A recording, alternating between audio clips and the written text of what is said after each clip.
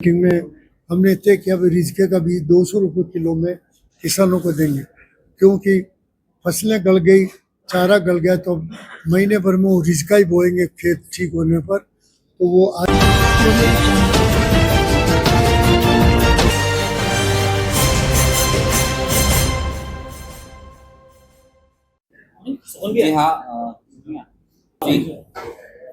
Ajmer dairy सरस dairy के संचालक मंडल की आज बैठक संपन्न हुई।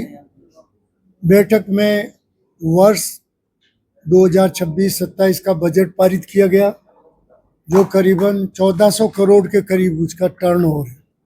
अजमेर ज़िले में अपने आप में ऐतिहासिक संस्था बन गई, जिसका बजट करीबन 1300-1400 करोड़ के मध्य है। बजट की खास बात यह है कि अगले वर्ष 10 रुपये फैट प्रति फैट किसानों को भुगतान करेंगे। इस वर्ष भी 1 नवंबर से हमने पशुपालकों के रेट बढ़ा दिए है। आज की बैठक में निर्णय लिया है कि वो 10 रुपये फैट 1 नवंबर से देंगे। अगले वर्ष के बजट में 10 रुपये का प्रावधान पर और भी बढ़ा सकते हैं, प्रावधान कर सकते हैं हम। दूसरा, बजट की खास बात यह है कि आपका मार्केटिंग प्राइस में हम कोई साल भर में वृद्धि नहीं लिखी, न करेंगे। 1 साल के बाद में अगस्त 2024 में हमने रेट बढ़ाई थी, 2025 अगस्त में फिर बढ़ाई, अब वापस बढ़ेगी तो अगस्त में नहीं बढ़ाएंगे, अगले में बजट में नील कर देंगे। और इस बजट की खासियत यह है 7.5 करोड़ का प्रॉफिट रखा बजट में, टोटल खर्चे निकालने के बाद में 7.5 करोड़ का होगा। आज के संचालक मंडल की बैठक में महत्वपूर्ण निर्णय ये भी लिया कि संघ की आम सभा जाट विश्राम स्थली पुष्कर में 14 नवंबर को आयोजित की जाएगी। 11 बजे से 1 बजे तक डेयरी की विधिवत लीगल आम सभा होगी। 1 से 3 बजे तक खुला अधिवेशन होगा, जिसमें 4-5 हज़ार पशुपालक भाग लेंगे। और इसके अलावा जो है, हमने व्यवस्था जो हमारे कमाऊ पूते बेचारे जिंदगी भर काम कर रहे हैं, उनके वेतनमान में बढ़ोतरी की, हमने उनके हेड लोड में बढ़ोतरी की है और उनके चिलिंग चार्ज में बढ़ोतरी, तीनों चीज़ों का हमने बढ़ोतरी की है।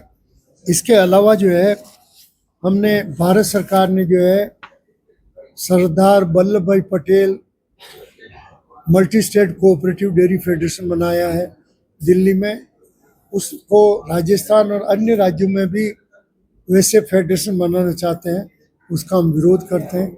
इससे हमारा जो डेयरी का इंफ्रास्ट्रक्चर है, जो 50 साल में हमने खड़ा किया है, उसको वो क्रश कर दें, बर्बाद हो जाएगा, इससे इसका विरोध है। दूसरा, मुख्यमंत्री जी से आप बोर्ड ने रिक्वेस्ट किया है, 8 महीने में हमारे 42 करोड़ रुपए बकाया हो गए।